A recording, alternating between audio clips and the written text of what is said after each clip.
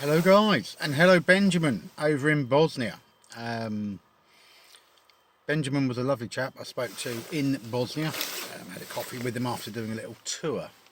And sort of Benjamin was sort of asking him bits and pieces about sort of possibly sort of like doing something like self-employment over there, tours and stuff like that himself. So yeah, good luck to you. I hope you're doing well. So we're entering a new year, and I thought I'd just sort of touch base with some of you who do sort of like to watch and listen and sort of listen to what we're up to. So I've had a bit of a time of it. Um, Actually, it's been horrendous. Went to Bosnia, had a flight diverted on the way in, so I had a 7 hour trip on a coach provided by the airline, well-known budget airline. And I finally got into bed at 5:30 in the morning. Having originally my plan was to get there at, I was supposed to be landing about sort of 7:30 at night. I think I'd have been at the hotel by 8. Bit of tea, dinner, early night. Didn't work out. I was knackered the whole trip really. And then coming out, luckily I booked the business lounge. I put a review of that up at some point that I did. Business lounge was really cheap. It was like under £30 for a business lounge.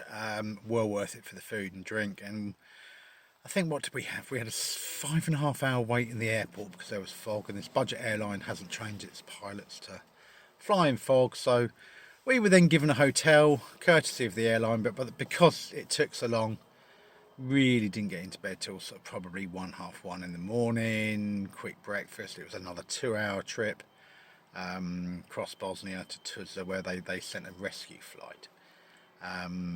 Just an horrendous trip, really. It was insane. The whole thing was insane. So yeah, then came back from that. So came back on like the sun. So I finally got back on the Sunday. Knackered, literally knackered. Just sort of landed 4:30, drove home. Luckily, I'd loaded my van because obviously work. When you're doing a job, you always load your van and you're ready. But yeah, I kind of basically came home, went to sleep, and went straight back out to work on the Monday morning. Obviously, my original plan was to get back on the Saturday. So I think it was going to be kind of, originally I was going to get home about 9 o'clock at night on the Saturday. Obviously, I'd have had my dinner in the business lounge and just kind of snack in bed, and just knocked me out really. Went into a 4-day job. This is where preparation and just being ready for things works. So I then had the supplier I get the paint from had let me down previously on a job with some paint. It was a bit of a sticky situation, one I might go through one day.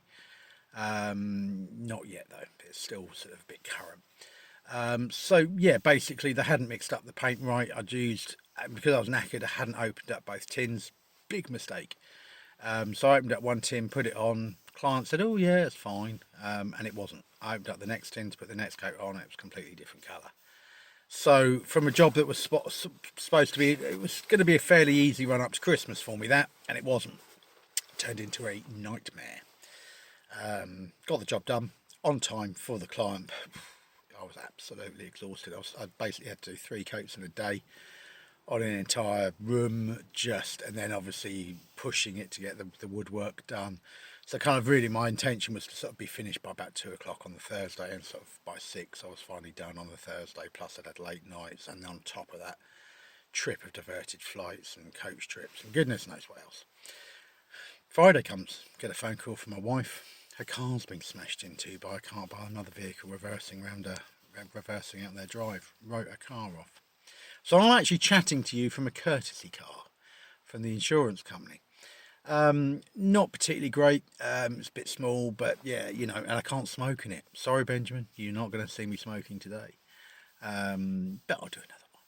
There'll be more smoking at some point. So yeah, there we are. What's happening for me in the new year? So I've done a few quotes. I've got a few jobs booked in. First job of the new year. I haven't actually read their reply to it yet, but I had a client. They'd already miscoated their walls, great, but then it has to have special treatment. Now, contract mat reacts with vinyl mat, and there's just lots of things can go wrong. So I'd quoted it to do it a certain way. Customer wants to go out and get their own paint from the DIY store, and basically, no, not what I don't really want to do that. There's so many problems. So I've sort of emailed the customer, said you can have your money back because they've already paid a deposit. I'm not that person. But yeah, do you know what I mean? People are complicating their lives and mine. Literally, the woman with the reversing, she came reversing out of speed, smashed into my wife's car, smashed it up. Why? It's just, you've complicated everybody's lives. So yeah, then obviously the paint going wrong complicates people's lives. Paint shop weren't particularly helpful. Going to have to change suppliers, and that's the thing. Be ruthless, right? People want your business. There's paint isn't paint, but there's qualities of paint, and you don't have to stick with one supplier or one person. There's just, you can just move around. Do you know what I mean? So that's one of the things just to sort of touch base with you all on. So yeah, but just a hassle with the car. Obviously this job, I've had a couple of other kind of red flaggy type people, and Benjamin, and what I find is with people, normally, unless you know them, if they're sending you messages late at night, they're just bored people answering an advert or just whatever. Sometimes you get genuine inquiry. I deal with them a certain way, very politely, and just, yeah, because normally they've had a few drinks of alcohol and they're a bit tipsy, and they're just, yeah, and they're not thinking it through, and the next day they're like, oh, I don't want to book this. I always after 8 o'clock at night, unless it's a query about a job that I'm already on and I'm there the next day, that can happen, you know. Don't know, Aunt Mavis has gone into hospital, we're not going to be there, we're going to leave you a key out. You can get that kind of thing, you know. That's fine. Keep your phone on, check. But late night messages asking for quotes certainly after 8 o'clock at night, I reply in the morning, because it's just people normally bored, or what have you. And I'm finding there's a certain type at the moment in this country who are, they're stressy, they're stressed out, they're quite aggressive, their driving style's awful. Benjamin, you think Sarajevo's bad for driving? You've seen nothing yet on Ipswich. It's horrendous. It's like Mad Max or Wacky Races. They're just horrendous. Lots of smashes, lots of things going on there. So there's a certain type in this country who they're stressy, they've got no money, they want things done cheaply, and it's leading to chaos. And you're going to have to be very careful. I think I've nicked myself shaving. You're going to have to be very careful with how you're dealing with business for the next few months. Personally, literally, the bottom's falling out. If this first week of the new year drops out, I'm a bit like, whoa, interesting. But that's gone right back to how it used to be before all the COVID lockdowns. I mean, 2017, 2018, even 2019 beginnings, I was literally had nothing on. The first few weeks of the new year, there'd be nothing at all. You'd be literally just scraping around for work, and you'd be lucky to get a job in, and some years you'd have nothing for a couple of weeks. Not a problem. You scrape around, you make a living, you scratch around, and you do okay.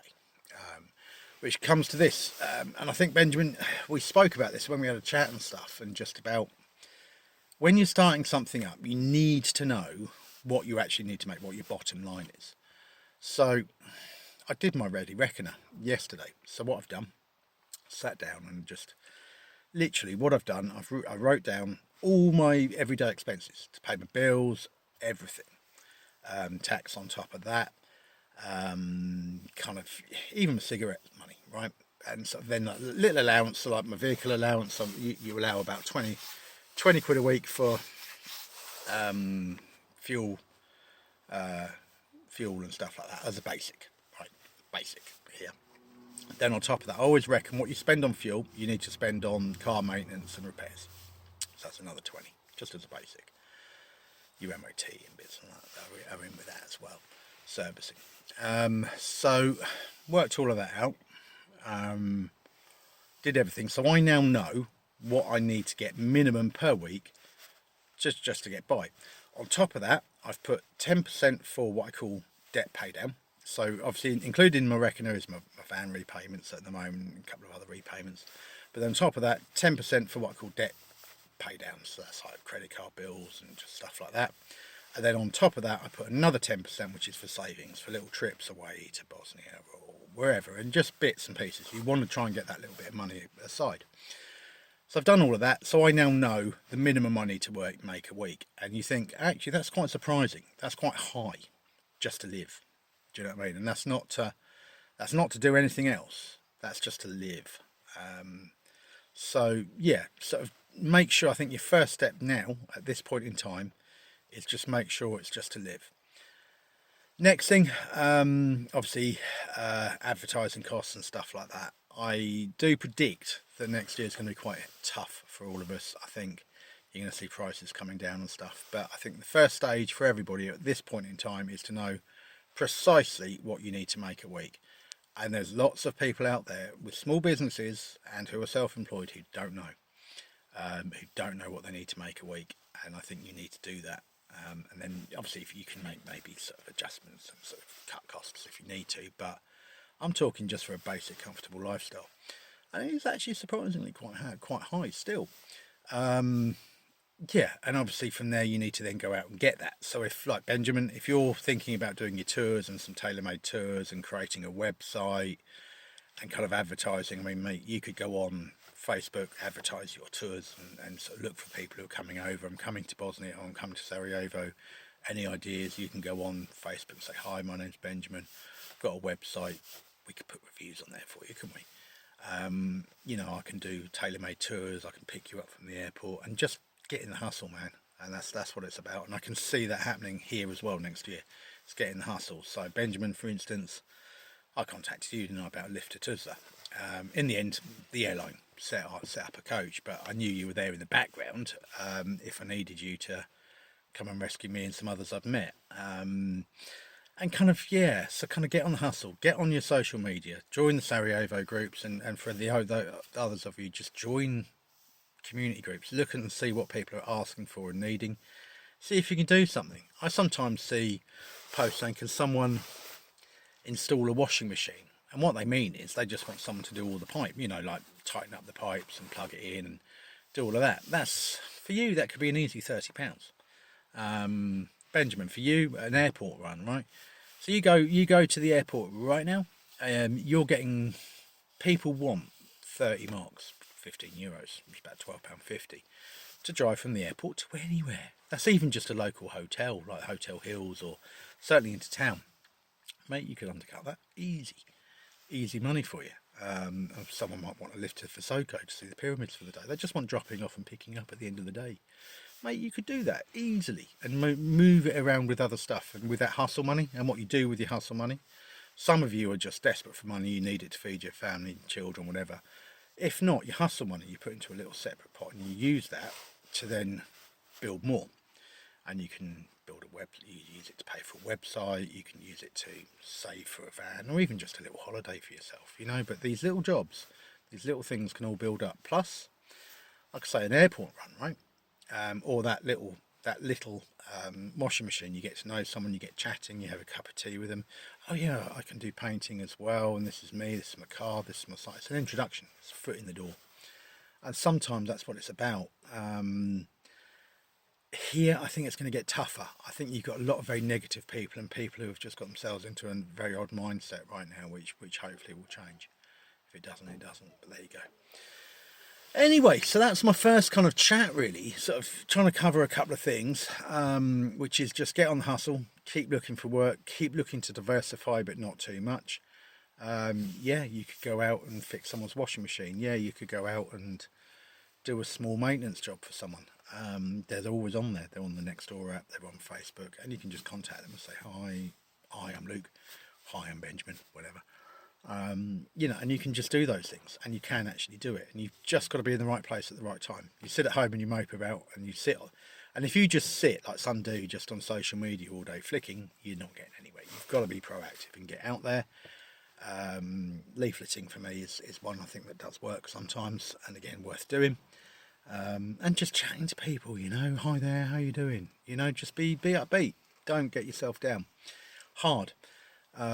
This time of year, right now, we're on about our third or fourth day of just fog and dark and nothing like Sarajevo. Sarajevo was like this crazy fog. I'll put a, you'll see if you watch my channel, I'm putting a few bits up here and there from Sarajevo. But yeah, it's dark, it's dull, everyone's depressed, but don't try try not to let that get to you. Just be upbeat, just yeah, and get out in the fresh air. Because I'm thinking I haven't been out properly in the fresh air for a while either, just because it's just been a crazy time sorting out things.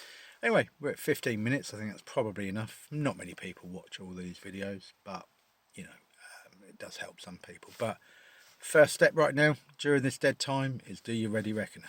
Know exactly how much you need each week just to get by, and just aim to go out and get it. Anything else on top of that is gravy, you know, and get on the hustle. Do these little extra bits and pieces and just get a few extra quid and use that then as a plan, you know, and then you can go off and do little side projects and stuff like that. There's still money out there, still adventure to be had, but it's just getting a bit harder because everyone's getting very ground down now. And certainly it's a big proportion of the population here, I think, who are going to be hit hard by the AI and stuff like that. And they're already, I don't really hear from them as customers, but yeah. Anyway, take care, guys, and I'll check in again with you soon.